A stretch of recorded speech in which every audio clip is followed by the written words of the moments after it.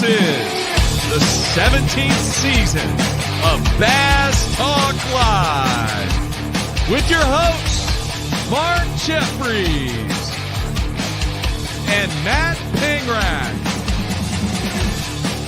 BTL is brought to you by Lawrence, Bass Cat Boats, APCO, Ducket Fishing, Strike King Lures, Sunline, Big Bite Baits, Spro, Exo Lures, Yamagatsu, The Bass Tank, and Denali Rods.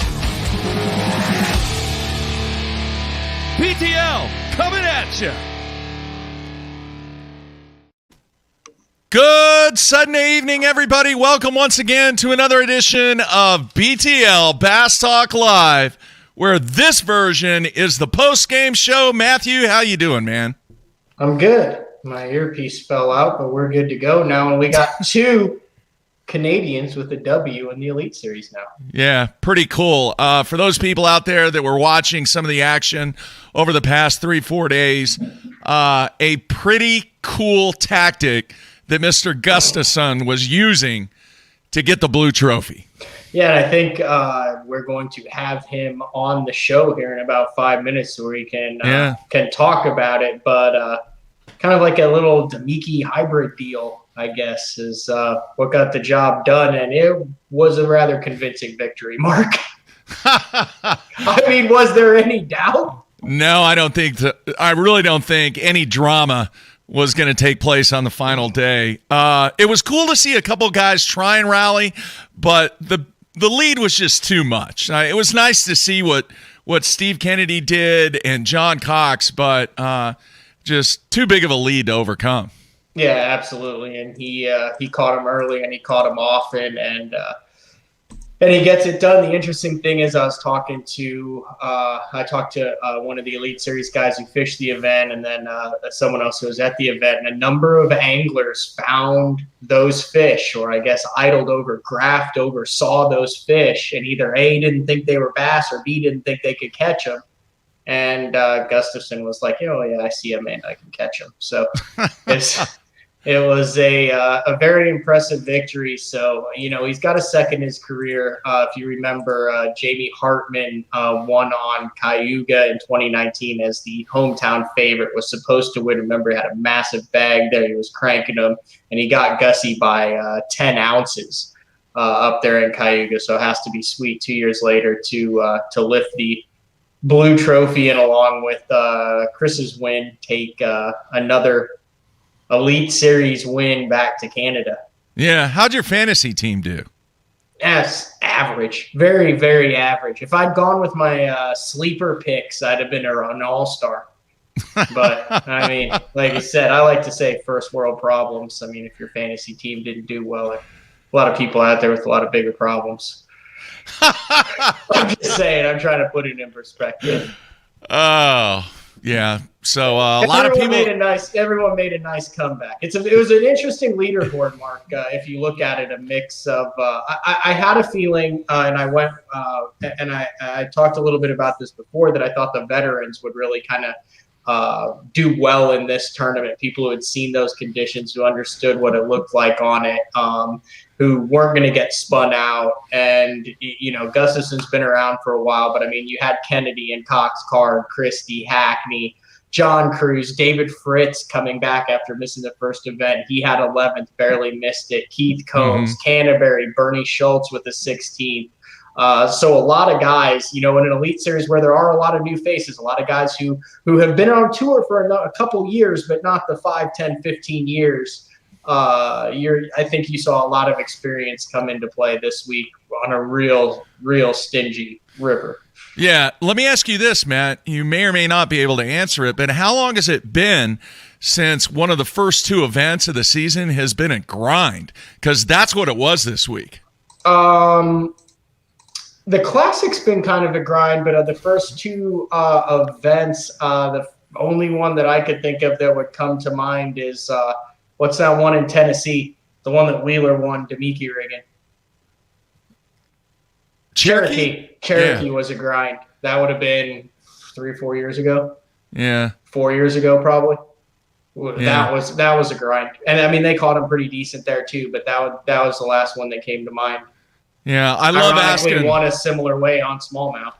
Yeah, I love asking the question whether or not the fans enjoy the swing fest or the grinds, and usually it ends up being 50-50. But you know what, Matt? We're going to be able to find out directly from the fans, because after we have Gussie on, we're going to take some phone calls on the Sunline Hotline, and they can tell us what their thoughts are on what went down on the Tennessee River. Yeah, the other thing is, and don't look now, but there's a guy named Greg Hackney who's leading Angler of the Year after 2 events. Gussie's actually in second.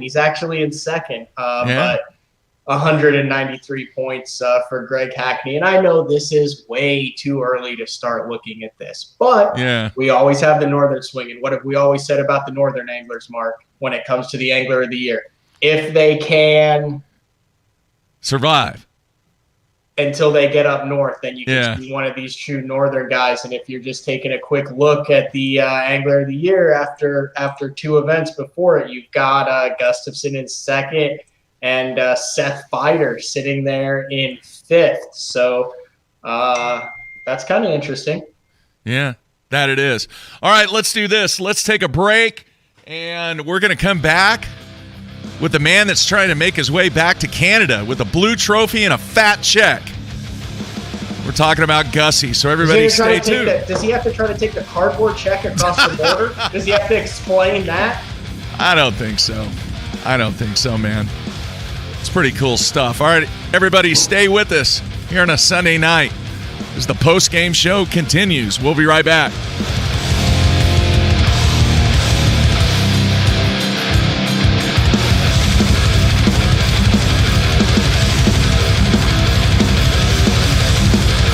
Ultimate fishing system starts with Lowrance HDS Live. The best fish finding tools, from chirp sonar and fish reveal to active imaging and new active target live sonar, and complete touchscreen control from your trolling motor to your big motor. For a limited time, building the ultimate fishing system will be easier on your wallet. Upgrade to HDS Live with a Ghost trolling motor, active target sonar, or live site sonar, and save up to $800. Basscat's legendary 20-foot platform has been paired with angler-approved accessories for 2021. Puma FTD features the proven hull used by many of the top names in bass fishing today, backed by a transferable lifetime warranty. The Puma FTD boasts a full team deck concept which enhances efficiency for you and your tournament partners. Turnkey tournament-winning performance. The Puma FTD SP from Basscat.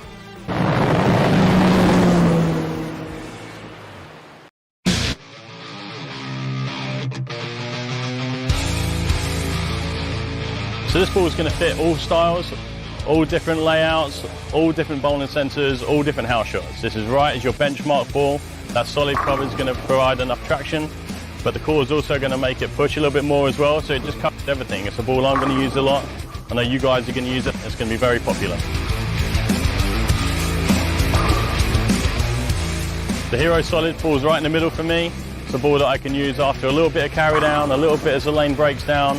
Those fresh medium patterns, it covers such a wide spectrum of all oil conditions. It's a ball that I'm going to use a lot.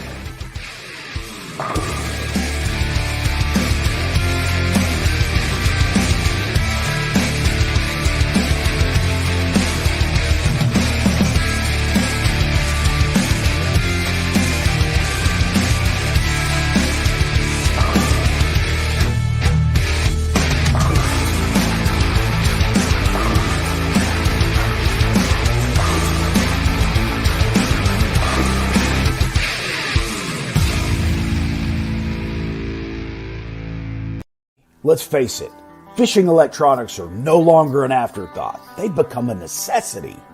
And at the Bass Tank, our experts match you with the right electronics, provide professional installation, and educate you to help maximize your catching results while providing support along the way. Because let's be honest, it's about catching, not just fishing. And when you're ready for better results, join the Bass Tank team. Visit us today on Facebook or go to thebasstank.com.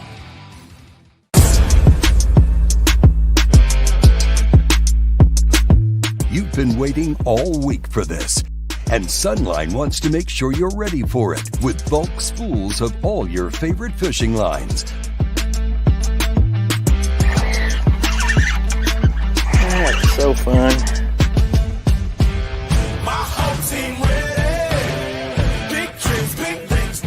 Bulk up with Sunline.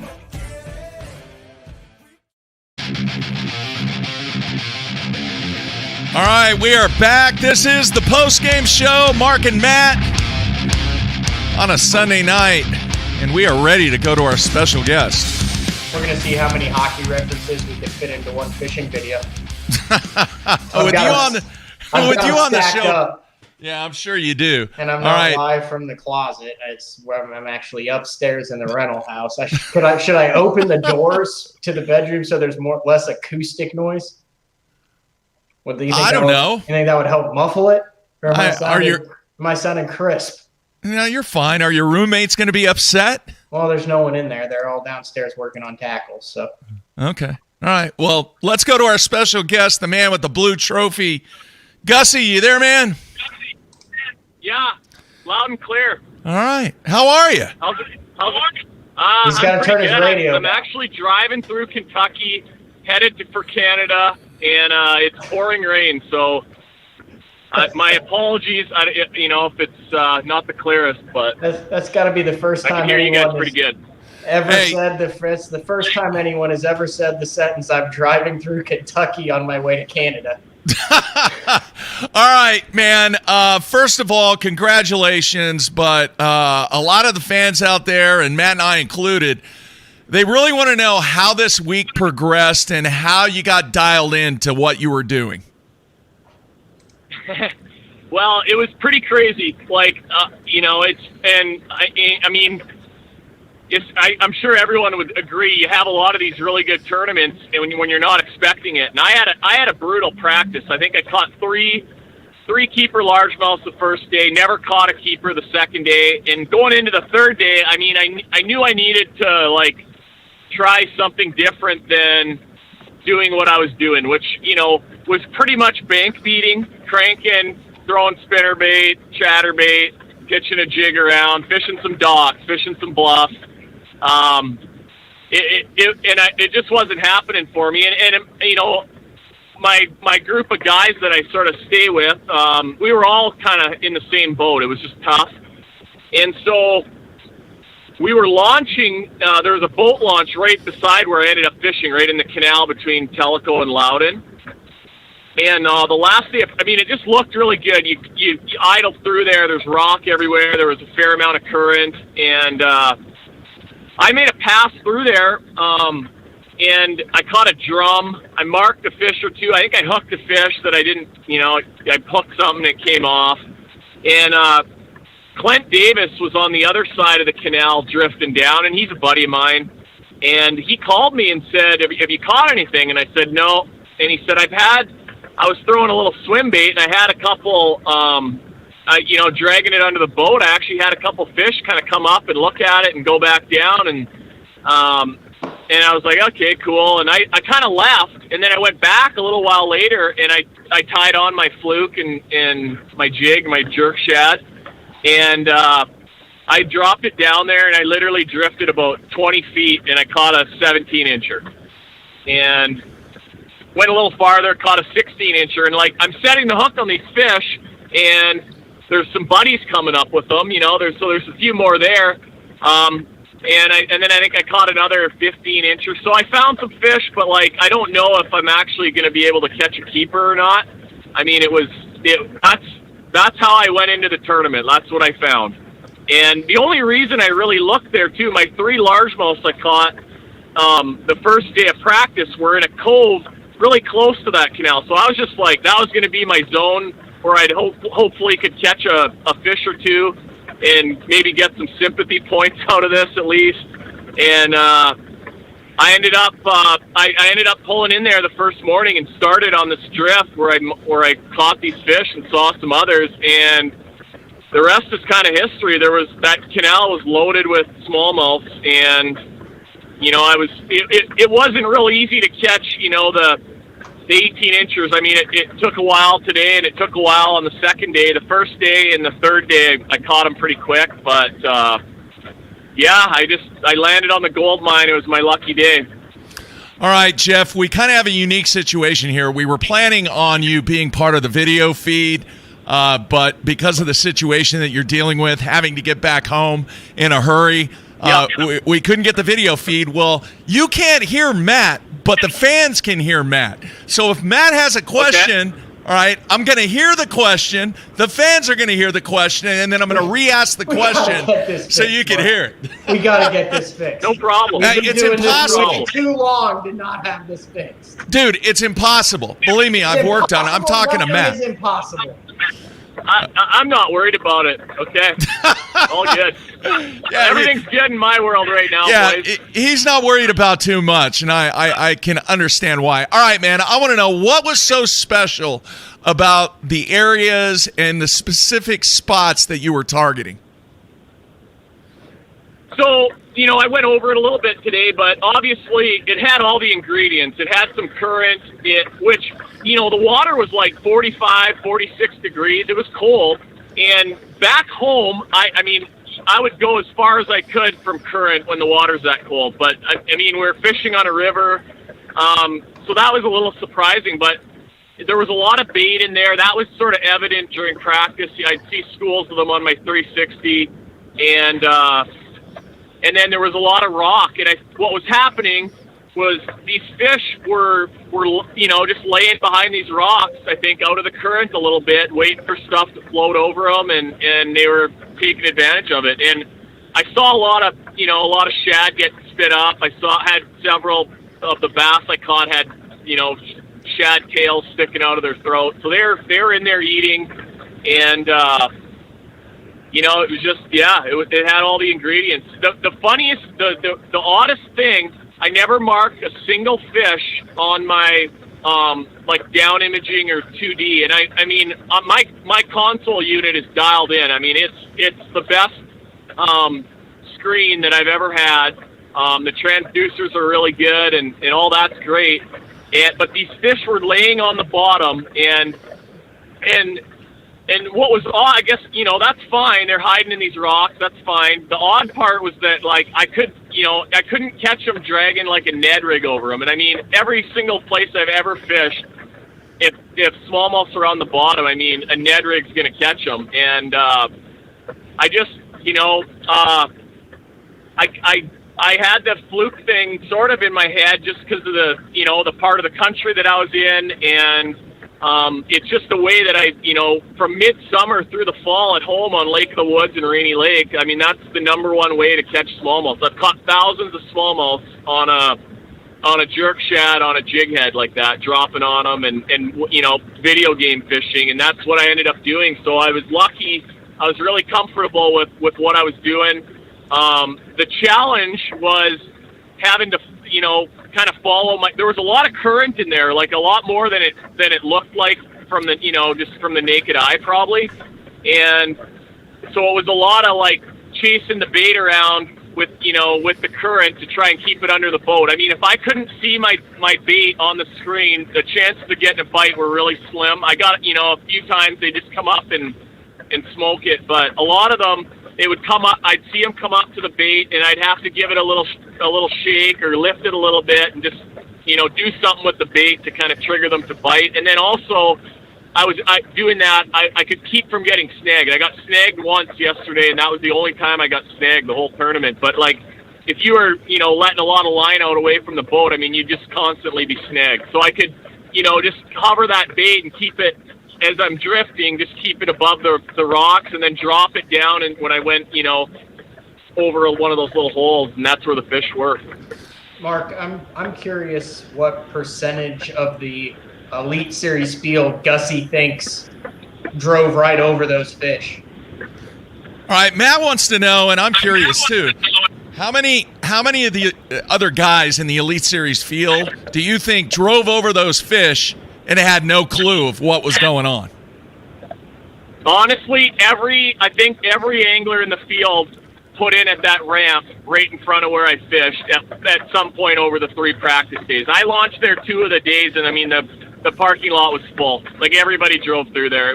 I got so lucky and that I just sort of stumbled into it, and then went into the tournament like not knowing what was really there. And it was it's crazy. It's crazy. All right, man. Real quick, tell people your setup, rod, reel, line, to where everybody will know and kind of get the first take on what was going on.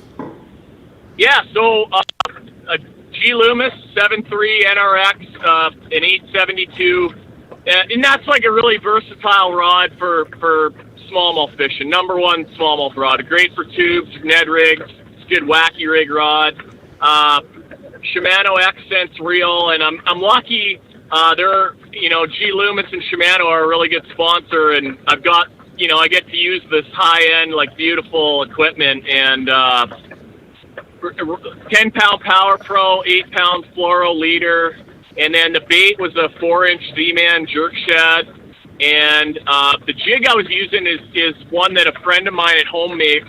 Brian Gustafson, he owns a store called Lake of the Woods Sports Headquarters, and the jig's called a Smeltinator jig head, and like all my buddies at home use them, and like Z-Man and Northland Tackle, two other sponsors that I have, they both make a pretty good like minnow head jig that works good for this, but this jig that I was using has a Gamakatsu hook in it.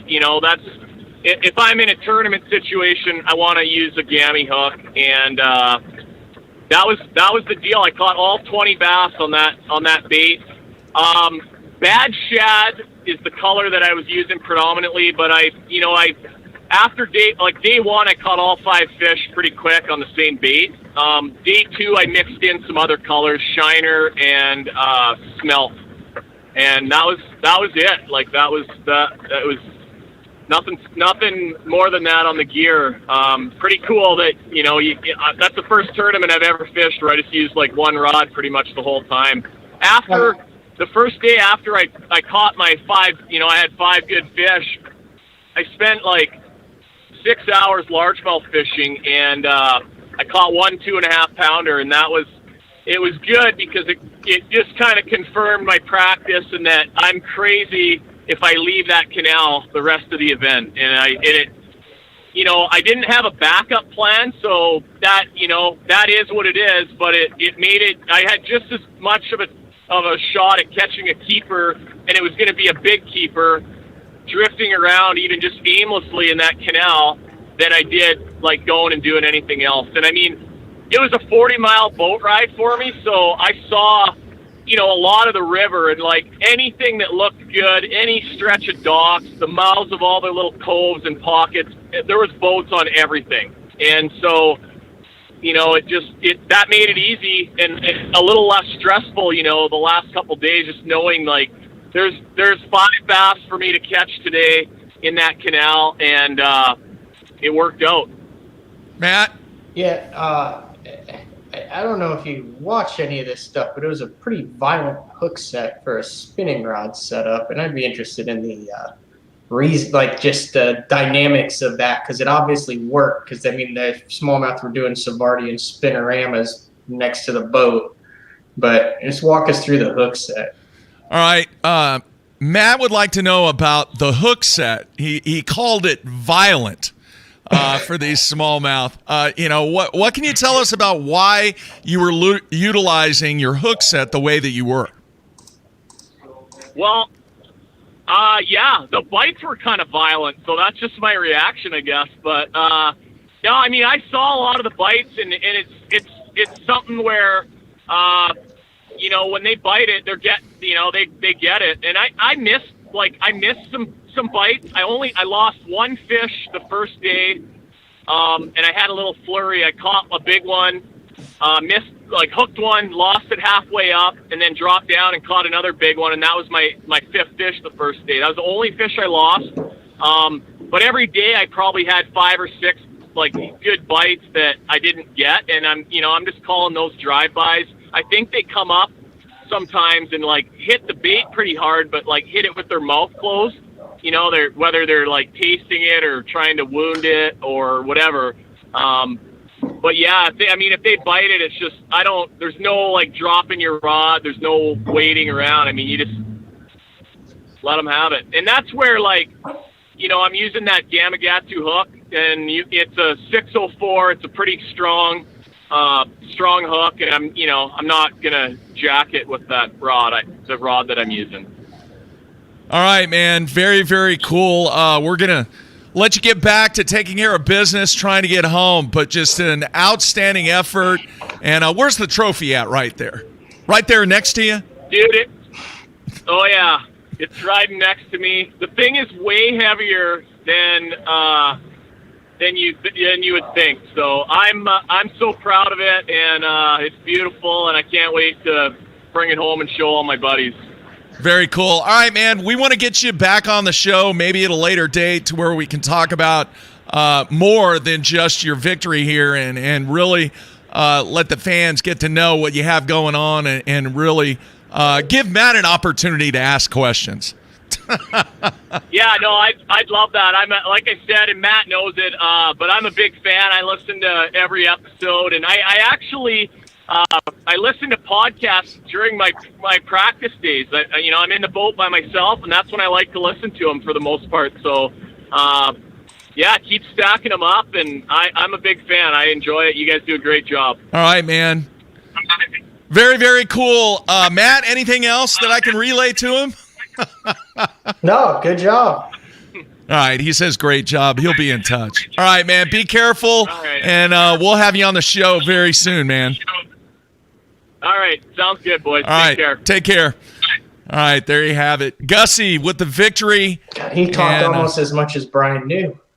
That's good. He's keyed up. He's jacked up. I was just getting drilled. No, I'm not in the bathroom. I'm upstairs because I'm at a rental house in Florida with 6 other people, and there's nothing wrong with my nose. I didn't wear my buff for like 10 minutes today, and it's been -11 in Oklahoma. So, yeah, I've got a little bit of a nose sunburn.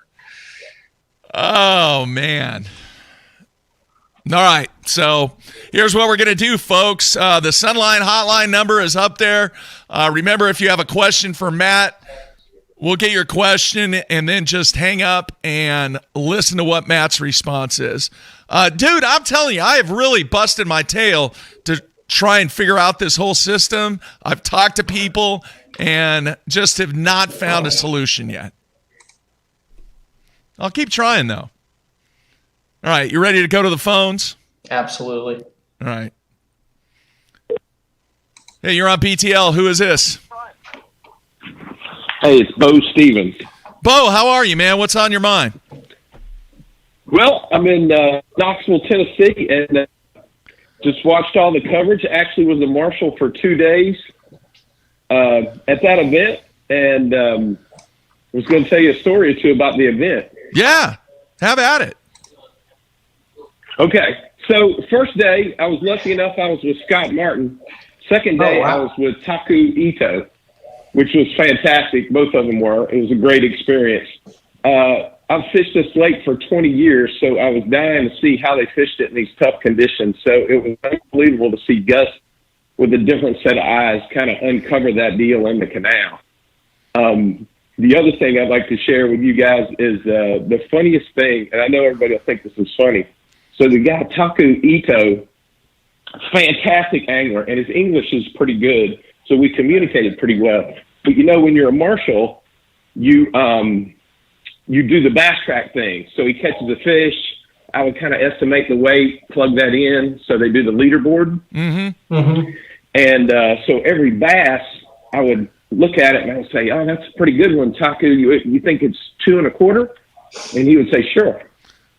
And so he had a limit and then culled, and so it took me a while to figure out. Finally, I said, "Well, it looks like I think you got about 11 pounds." And he would look at me and go, "You think so?" I said, "Yeah, I think so." And so I started talking to him, and he said, "We don't use pounds in Japan." He said, "So I have no idea what anything weighs."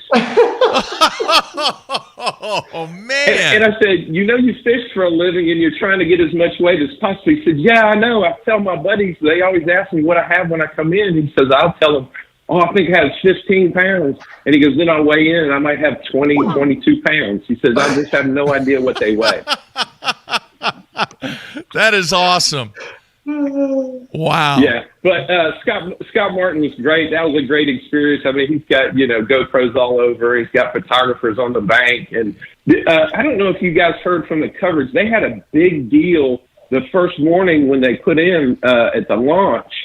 They got all clogged up. There was so much current in the river that guys that didn't have somebody helping them launch, it took them too long. So Scott was boat number 89, and a number of guys, they already took off. The tournament started. Everybody's gone. Scott's calling me. I'm like, did he forget me? Did he forget it was tournament day? Where is he? And he calls me. He says, hey, it's a bad deal at the ramp. I'm coming in late. And so there were 4 or 5 guys that didn't even take off. And he comes flying up, picks me up from the dock, checks out, and then takes off. So we were 15. There were a bunch of guys that were about 15 minutes late taking off. But he kind of kept his cool, and that was pretty interesting as well.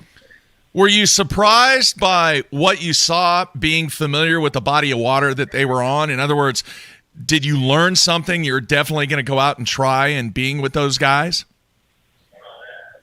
I was mostly surprised by Gusty. He's the only guy doing that. That canal is where a lot of the big tournaments have fished multiple tournaments out of there, and we all go buzzing through the canal and up into the lake, and we would all fish that the way Hackney or Jason Christie or any of those guys were normally this year. It was very tough conditions. That's a wintertime thing. I think a bunch of guys fish with live bait through there and catch smallmouth. But I personally have not seen anybody kind of doing that and I certainly didn't think it was the time of the year to do that. Well, now you know. I guess because of now we know. But it's cool that it took a guy from Canada because, all the local guys were doing something different.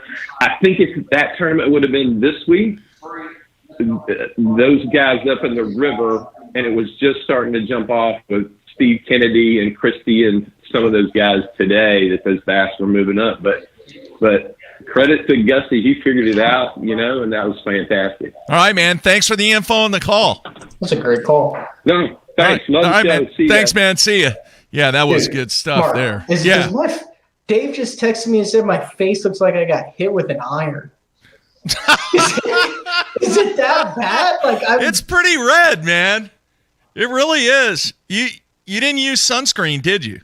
Not on my nose. I wore a buff. Dude, you got to put on that sunscreen sometimes. I did. I put it on my legs, but not my nose. It's pretty red. Good Lord. I came in full of self-confidence, ready to listen to how Gustafson won, and now I'm having a self-esteem identity crisis. No, you just got a little bit too much sun, man. All right, let's go back to the phones. Hey, who is this? You're on BTL. Hey, Mark, it's Trey from Georgia. How's it going? Trey, doing fantastic. What's on your mind this evening? I just had a really quick one for Matt, and I'll let you guys go. All right. I just want to know if Matt had seen the last couple of tactical bassing videos with those guys down in Florida doing some work with the BFE, and wanted to know how the BFE was going to factor into his tournament this upcoming week. All right, man. Thanks for the call. All right. Thanks. All right, Matthew? I did. I think Tim Little, one of the half of tactical bass, and there's Matt Allen, caught a 9-pounder on it down in Florida. And we'll see if I wasn't going to show this to anybody, but this happened today. I'll show it. I don't care. See that's the BFE in the mouth. That's almost a 5-pounder. All right. That's almost a 5-pounder. So yeah, they like it down in Florida just a little bit. Very nice. That's all I got on that one. All right. Were you surprised by how he won and how much he dominated this week, Matt? Gustafson? Yeah. Yeah, because there were a lot of guys who had experience here in the Classic and then a lot of local guys. It just didn't seem like it would be a runaway. Now, that being said, the smallmouth this time of the year do gang up. And as tough as it was, if you were one of those guys who found where they were ganged up, yeah, it would be easy. So I mean, the ingredients, the scenario was there for a blow-away win, if you know what I mean. Like there was a lot of areas that were the wrong area, like they just weren't there or they weren't biting there. But to see a 10-pound lead and an 8+ pound win, yeah, that was surprising. I mean, my guess to win the whole thing, I think, was like 54 or something like that. Yeah. Tough event, man. Hey, fans, do you like the grinds or do you like the swing fest? Typically, it's about 50-50. If you give us a call on the Sunline Hotline, I forgot to ask those guys whether or not they like the tough events or the 100-pound derbies, where if you got 20 pounds, you're just like everybody else.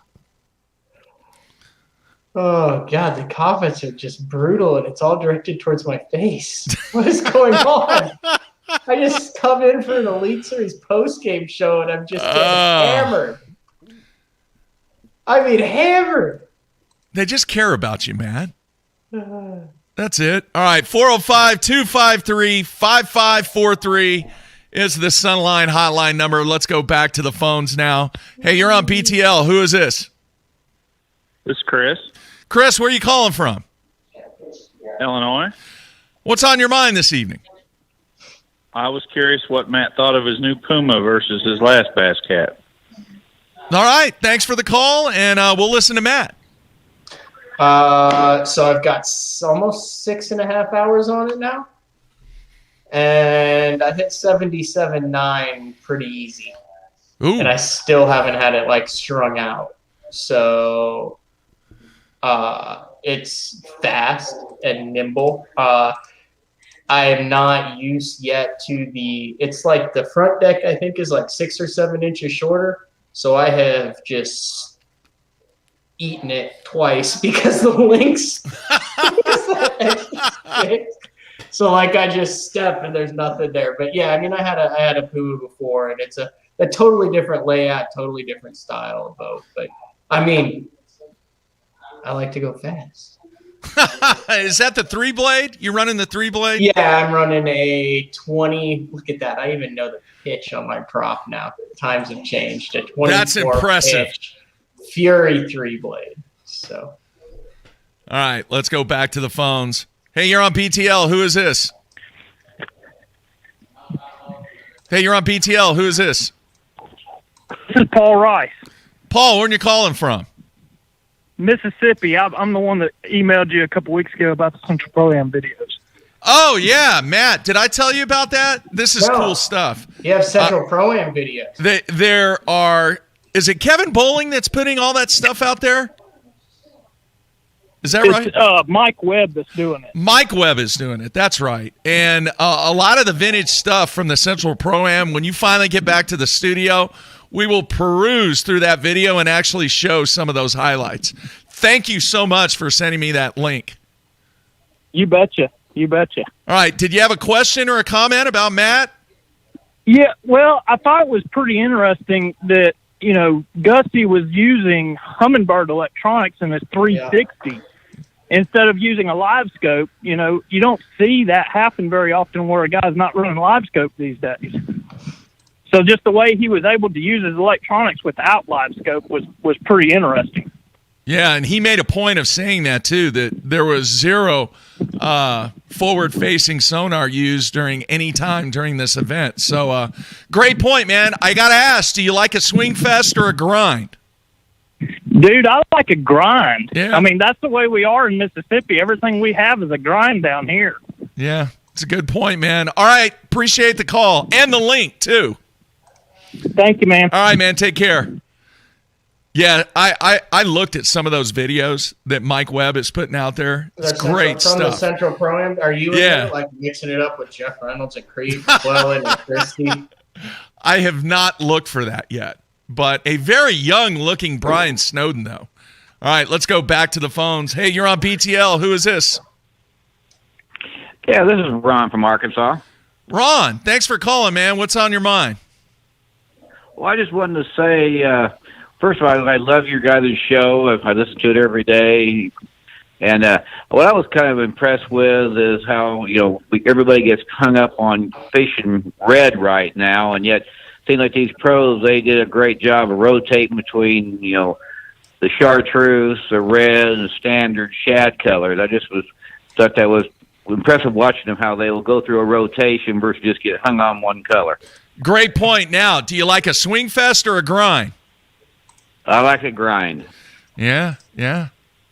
So far, 2 for 2 on that. I just remember covering the 2019 Classic and thinking how much money in balsa flat sides in red. I mean, these guys, like, it was ridiculous because, it's the Classic. Get up here. So it's unbelievable. They spent thousands of dollars on red balsa flat sides. Yeah. Because you could win $300,000 on it. And I'm sure it was this way around, too. I don't know if you saw the catch that John Cox had. I think it was on day 3, where he hooked the fish in the back with the crankbait. In other words, the fish kind of, I guess, made a move. Yeah, made a move for it, missed it, hooked one hook right by the dorsal fin, and he ended up getting it in, and it was part of his limit. But it was a shad-colored crankbait. And it was muddy water too. So many people are locked into that whole red thing. Maybe it had it in his mouth if it was red, Mark. Is that what it was, Matt? That's what it was. Oh, geez. All right. Well, I guess that's why red just continues to fly off the shelf this time of the year. Man, you told me it was 90 degrees there today? Yeah. It's been negative 11. Yeah, I'm going to sunburn a little. Hey man, you're just posturing for a sunscreen sponsor, aren't you? Brad gave me a bottle. I used half a bottle of this sunscreen today. Really? Yeah, apparently not on I should have just slathered it all over my face, apparently. Oh, hey, how about David Fritz and his finish? Yeah, I believe that he came back off of COVID and missed the cut by 1, but I would have loved to have been his marshal this week. A good finish by Fritz, and I'd bet $1 he was cranking, wouldn't you? Yeah. Yeah. I bet he was sitting down, too. Oh, yeah, that's the only way he fished it. All right, we're going to take let's do one more phone call, and then we'll wrap things up here. 405-253-5543. And we will wrap up this post-game show. Folks, tomorrow, 4 shows begin on Monday for next week. Let's see here. On Tuesday and Wednesday of next week, Ken Duke is going to be sitting in, guest hosting, and we do not have the guests lined up yet, but Ken is going to be pinch hitting for Matt. What's so funny, dude? Nothing, just keep going. What, are you reading the comments? No, just keep going. And then Thursday, Frank Scalish, who is going to be live from Lake Norman. Oh, really? Oh, yeah. He's on his, so Frank Scalish vacations at Lake Norman, I guess. Yeah. Interesting. Yeah. So might even be on the water, too, on Thursday for day 4. And then Friday night, the biggest night in my involvement with high school basketball. One game. Huh? To get to state. To get to state. One game. We have to beat Victory Christian. If we beat Victory Christian for the first time in school history, I believe, we will be in the Oklahoma State 4A championship. So a lot going on. Awesome. So you beat number, what'd you say today? 3, 4, and 9? No, 4, 5, and 9. 4, 5, and 9. I think is what it is. Folks, Jeffrey's got super salty with me last night. Let me just read this. No! I'm reading it. Why are you going to bring that up, man? You got to end the stream or it's getting red, Mark. Well, it was just kind of, we were kicking back in the basketball office and just wanted to let you know what was going on. I said, so this was at 10. I'm laying in bed. I'm thinking, you're my partner in crime. I'm wanting to know how you did today. Yeah. So I said, hey. Yeah. I said, did you play tonight? And then if you follow us on Facebook, you see the video that Mark posted. So he sends me that video. So I said, so one more, meaning one more to get to state, meaning that I knew that they'd already won 2, that they needed to win this one and win one more. Yeah. That was at 10:45. Now I'm in bed after I have been busting my ass during this practice here. And I fall asleep. So 10 minutes later, he texts me, yep. Well, I'm already asleep. So I don't get the yep text. So then he lets it stew for an hour and a half. And then at 12:09 Well, no, we were celebrating, man. At 12:09 a.m. I get, you could say nice job, congrats, or anything besides nothing. Jeez. So I went we were feeling pretty good right then, Matthew. I said, dude, I fell asleep in the 10-minute span. Relax. I'm congratulating you. Yeah, he did. It was quite the evening. So one more win to take care of business. All right, let's go to the phones here. Hey, you're on BTL. Who is this? Yeah, this is Chris from Louisiana. Chris, how are you, man? What's on your mind this evening? I'm good. I just wanted to say congrats on the basketball thing. And, thanks. Get you guys' thoughts on the run Hackney's already on. Yeah. Thanks. I'll hang up and listen. All right. Appreciate the call, man. Great way to end it. Hackney, 2 events, leading the Angler of the Year. He's got a 60-point lead already. Is that right, Matt? No, it's not even 20 points. Oh, I didn't. 60 points. Good Lord. It was a joke. I'm sorry. Yeah, it might be. But, hey, man, impressive dude, iconic in this game, and he is on fire right now. Kind of like your face. Now they're saying that the new color crankbait needs to be Panger red. I'm just kidding. Yeah, I mean, Hackney's going to be there in the end. He will 100% either win the Angler of the Year or be a player at the end. Yeah. Would you put money on that, Mark? That he would either be leading or having a really good shot at Angler of the Year going into the last event? Yeah. Yeah, I'd put money on that. Yeah. 100%. Yeah. I mean, And Keith Combs is having a good year. Remember, since the last couple of years, Keith he's had top 10s, but he has not contended for Anglers of the Years, which he has prior to that, and I think he's going to be back in the mix again. He's in 4th right now. Yeah. Yeah. All right, man. A lot of people pulling for you. Initial thoughts. Because we're probably not going to talk to you until Wednesday. Oh, it's all good. It's Florida. There's 7 lakes. I have no idea what the hell I'm doing. I caught some fish every day. I fished 4 different lakes. I'm going to go fish some different lakes tomorrow and then spend Tuesday and Wednesday on whatever lake I think is the best. I've completely thrown the spoken hub theory out the window. Every fish I've caught is grass. There's literally no fish that isn't relating to grass. And we'll see how things shake out. All right, man. That's a good summary there. Very good summary. All right, I want to thank Gussie for coming on the show as he's trying to make his way. He's probably one of the top 5 most liked Elite Series guys. Yeah. Yeah, without a doubt. We won't do the list of the top 5 most unliked. No, we don't want to do that. Oh, by the way, if you didn't see the Breakfast with Matt and Bradley show that kind of gives a tour of what Spro has going on, you need to check that out. That is really, really cool stuff. That's where you ask the pro staff lady who her favorite pro staff was. I kind of put her on the spot. There's not a right answer to that. Good point. But she answered it correctly. She did. She did a great job. Yeah. All right, man. Continue your hard work down there in Florida. We will check in with you on Wednesday. Tomorrow, folks, back at it, 8:30 a.m. Central Time. Once again, I want to thank the staff over at Bass for allowing us to do the watch party and help us out on this post-game show. Most importantly, I want to thank the fans for taking part in this Sunday night adventure. And then I will be back. I'm flying solo tomorrow at 8:30 a.m. and we might take some phone calls then too. So you can call me. I think I've got service out there. I might do that. I might check in with you tomorrow. Holy cow! Frank Scalish just sent me a spotted bass from Lake Norman. Is he on him? He's on him. That thing is a butter ball. All right. Can't wait for the Thursday show with Frank. Hopefully from the water on Lake Norman. All right, man. Great job. Thank you, everybody. Back tomorrow, 8:30 a.m. Central Time. That's it. We're out of here.